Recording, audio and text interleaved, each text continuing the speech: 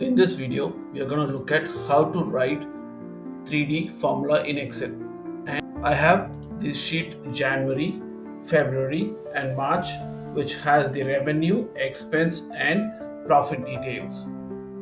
Let me correct the spelling here. Alright, so I would want to look at the total revenue, the average expense, and the minimum profit. Let's use a 3D formula. Why is it called a 3D? It involves three dimensions: the rows, the columns, and the worksheet.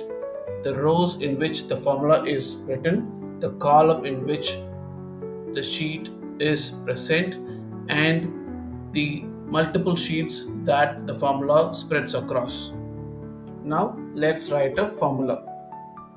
Let's use the sum formula to get the total revenue equal to sum open bracket and select all the three sheets by pressing shift key and then selecting the cell that we want to sum. Close the bracket, hit enter. So you would see the formula sum of Jan to March and all the data from the cell C4.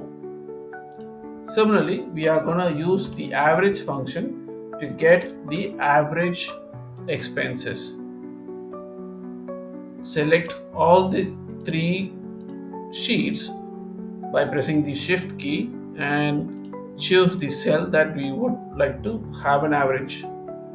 Close the bracket and the average is 15. You could see it is 10, 20, and 15. So the average of all the three is 15. Now let's look at the minimum profit. So for minimum profit, I'm going to use the min function, the same logic, min open bracket, select all the three sheets by pressing the shift key, choose the profit cell, close the bracket. Now you know the minimum profit. The minimum profit between Jan, Feb, March is 90. Alright, so now let's move on to data consolidation. Let's bring in all the data from tab Jan, Feb, and March into the summary tab.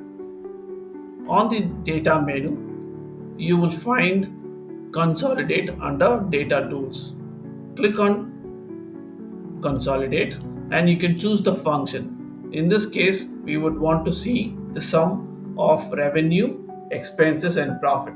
So I'm going to choose sum and I'm going to pick the reference. So I'm using this arrow key to select the range. The range will be from B3 to C6, and then I'm going to add it. I'm going to do the same thing with the Feb data in the tab Feb, add, and then again for March. I'm going to do the same thing and then add. I need the top row to be repeating to know if it is for Jan, Feb, or March. So I'm using the top row label and I've checked this checkbox. I'm going to click OK and you will find Jan, Feb, and March data appearing here. However, we do not have the details of the cost. So let's delete this and let's do it again. Consolidate, and since that we already added, you will be able to see the reference. I'm going to click on this left column so that I would also have the financial metrics and then click OK. So you will have the revenue, expense, and the profit. Along with that, we have the column headers and the data is available from all the three sheets consolidated into the summary tab. If you have any questions or if you want me to create a video for any of the Excel formulas or features, please drop a comment. Thank you for watching.